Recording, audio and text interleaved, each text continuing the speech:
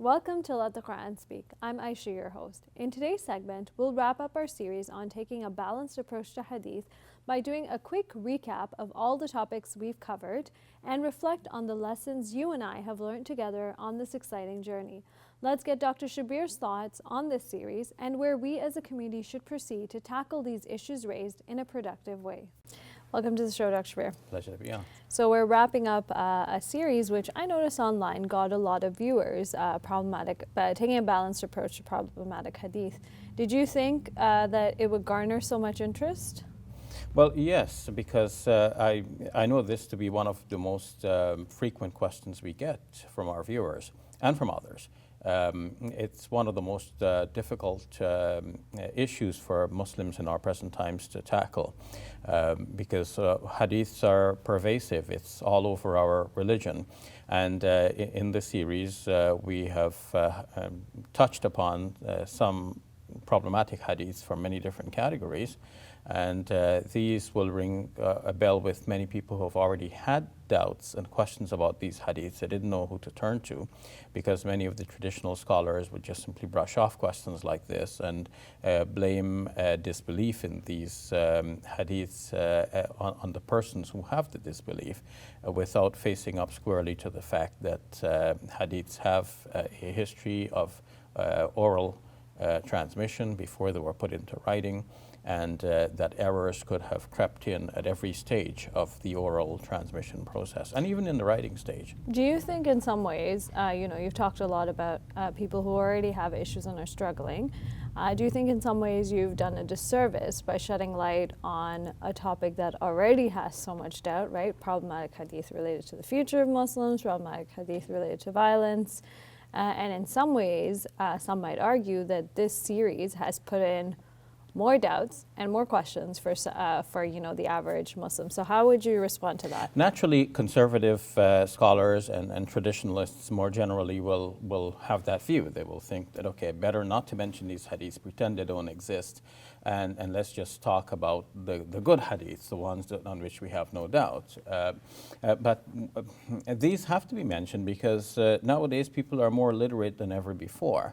And in the past, hadith books were not touched by common people. They were usually the property of scholars. They were hefty volumes, collections of volumes, and they were expensive to produce by hand, and only a few people had them. The scholars had them. But the average person did not read books of hadith. And nowadays you can go to sunnah.com or many websites where you have entire books of hadith available for a quick search. You could just Google it and everything just type in up. a word and you can find all of the hadiths that mention that particular word, either in English or in Arabic. And perhaps in some other languages as well. So the average Muslim out there today is actually quite literate and aware of all of these hadiths. Moreover, some non-Muslim missionaries for other religions are out there casting doubts in the minds of Muslims by highlighting some of the very problematic hadiths that I have actually spoken about in this series.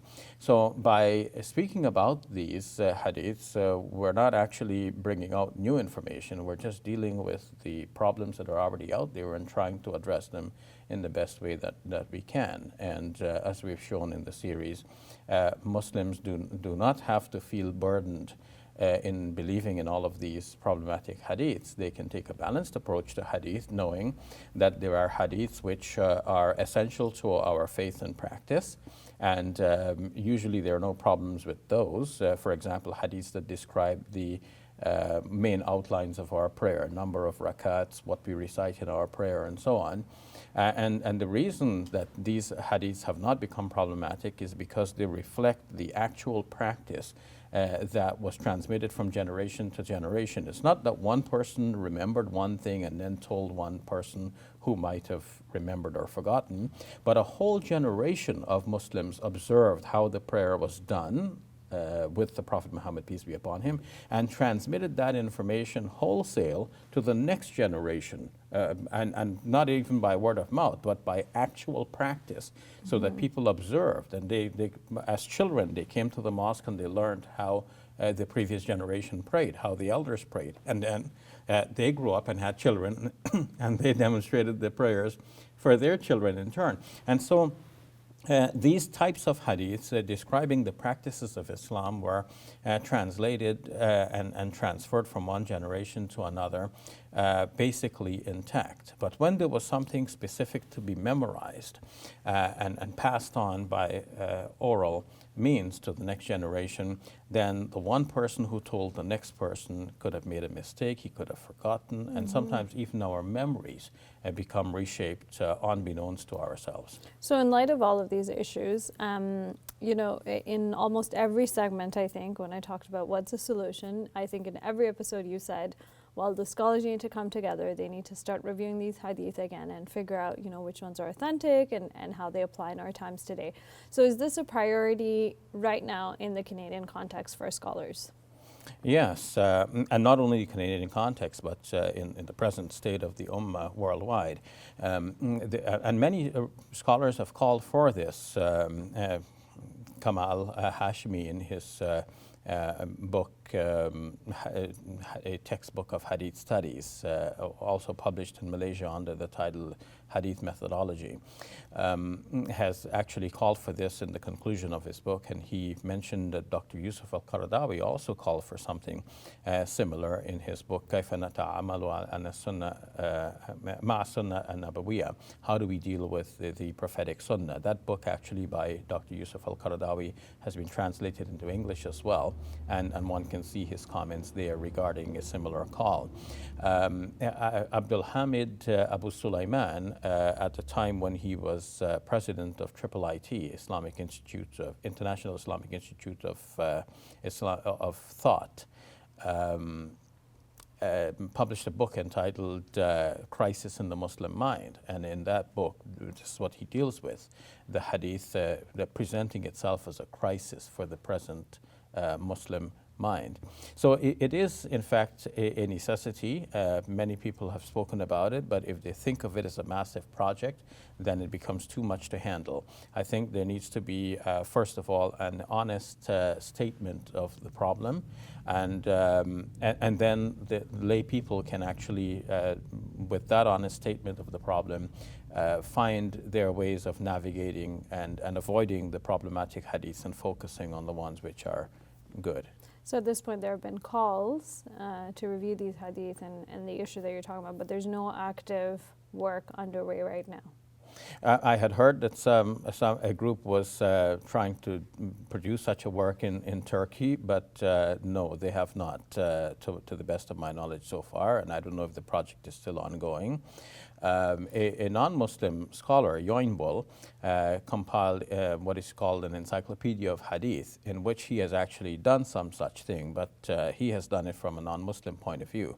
And what is needed is for Muslim scholars to do this from a scholarly point of view. Now, what scholars have done over time is that they have produced selected hadiths. So that's a step forward. So you might find a treasury of hadith for teaching Muslim children morals and manners, for example. So these are steps forward, but a more comprehensive work obviously needs to be done. And a lot of what our Muslim scholars have been doing recently do not promise much in the intellectual field. They do much of summarizing and extracting, but comprehensive treatments are lacking. For example, the Sahih al-Bukhari has been published in 9 volumes in an Arabic-English translation. So somebody saw it fit to produce a summary version of Sahih al-Bukhari, which is now in 1 volume. But in producing that, basically we have all of the problematic hadiths that are still there in the 1 volume as well. You've just made it more accessible to the average. So the issue hasn't actually been addressed. You haven't it's addressed other ways the, of making the things issue. accessible. Exactly. There is an interesting book that actually draws full attention to the problem and shows Muslims the difficulties in dealing with all hadith and accepting them all wholesale without critical inquiry. And the book is entitled Authentication of Hadith, Redefining the Criteria. by Israr Ahmed Khan. We have in our series mentioned problematic hadiths dealing with medicine, with science, with violence, hadiths that seem to be misogynistic, hadiths that are problematic in their descriptions of the future, hadiths that are problematic for practice of Islam in our present times. This book mentions some other categories as well. Hadiths dealing with history, hadiths dealing with the idea of al-qada wal-qadr, the predestination and the decisions of God, and some other categories as well. So. Sorry. So as we wrap up, what do you hope our viewers take away from this series? Well, I hope that our viewers will come to understand that hadiths need to be approached with a balanced treatment. We cannot throw away all of the hadiths altogether, as some are wont to do, because the Quran itself enjoins upon us to follow the Prophet Muhammad, peace be upon him, to obey him, and we find many details of his life and his teachings as examples, his specific instructions in the hadith. So we cannot ignore the hadiths altogether. We cannot throw them out. On the other hand, we cannot just simply go to the other extreme and accept all of the hadiths wholesale. We have to differentiate between hadiths because not all of them are of the same value. Some hadiths are mutawatir, which are transmitted by multiple lines, so the chances of them being an error are less. And most hadiths are transmitted only by one or two lines. These are referred to in the classical literature as ahad, singular narrative hadiths. And so the possibility of error in these are obviously much greater. So we differentiate between the hadiths in terms of the number of narratives. We differentiate also by the type of hadith. Imam Hanifa had said that a hadith which reports a fact that should have been observed by many people but is reported only by one or two individuals is suspect, because you would expect that the many individuals would have narrated what they observed. And how is it that only one or two persons are narrating something which was a public phenomenon? Hadiths which depict, as I said, the prayers, which was a public phenomenon, should be distinguished from hadiths which relate something obscure. Like one person said that the Prophet told me this. So bottom line is taking a balanced approach, like our series. Exactly, taking a balanced approach. Perfect. A beautiful wrapping to our series. Thank you very much, Dr. Shabir. You're welcome. Hey YouTube, we hope you benefited from this video. If you liked it, or if you didn't, let us know in the comments below. And if you're interested in learning more, check out some of our other videos. And don't forget to subscribe so you can get new videos every Monday, Wednesday, and Friday.